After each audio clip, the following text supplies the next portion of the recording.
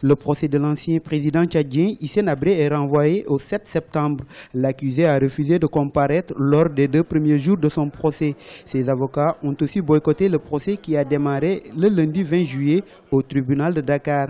Après plusieurs renvois, les chambres africaines extraordinaires ont commis d'office 3 avocats pour assurer la défense de l'ancien homme fort de N'Djamena. C'est un scandale que nous dénonçons. C'est la preuve manifeste que ceux qui veulent juger Hissène Habré ne sont pas prêts à respecter les droits du président Hissène Habré. Vous savez, ce qui se passe aujourd'hui, ou ce qui s'est passé aujourd'hui, n'est prévu que dans le cas où l'accusé n'a pas d'avocat. Or, le président Hissène Habré a bien choisi ses avocats et il a décidé que sa stratégie de défense, qui relève de sa seule responsabilité, c'est de ne pas comparaître à l'audience. Les nouveaux avocats ont 45 jours pour prendre connaissance du dossier de l'ex-président tchadien jugé à Dakar pour crimes contre l'humanité, crimes de guerre et torture. Au cours de l'audience de ce mardi, Hissène Habré est resté fidèle à lui-même comme au premier jour du procès en gardant le silence.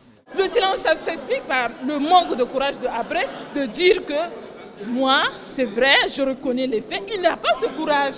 Et c'est pourquoi il adopte le silence. Et donc, quand c'est comme ça, vous êtes à la justice, on vous pose des questions, vous refusez de répondre, on vous dit prenez un avocat pour vous défendre, vous refusez. Mais qu'est-ce qui reste encore? On constate et puis on continue. La procédure devait continuer jusqu'au fond et aboutir à une décision, un arrêt qui puisse ne serait-ce que calmer les victimes qui attendent depuis des années.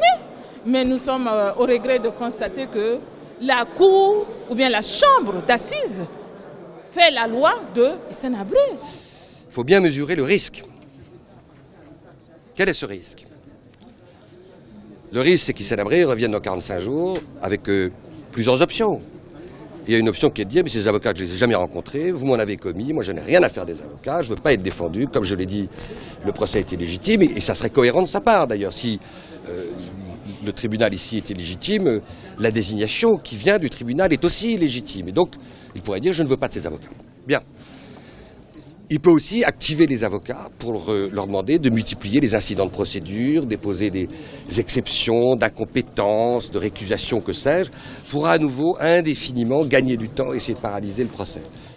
Ces 2 journées donnent un avant-goût des 3 mois de débat à venir, un procès au cours duquel les victimes présumées de Hissène Habré n'auront probablement pas l'occasion d'entendre les explications de l'ancien chef d'État.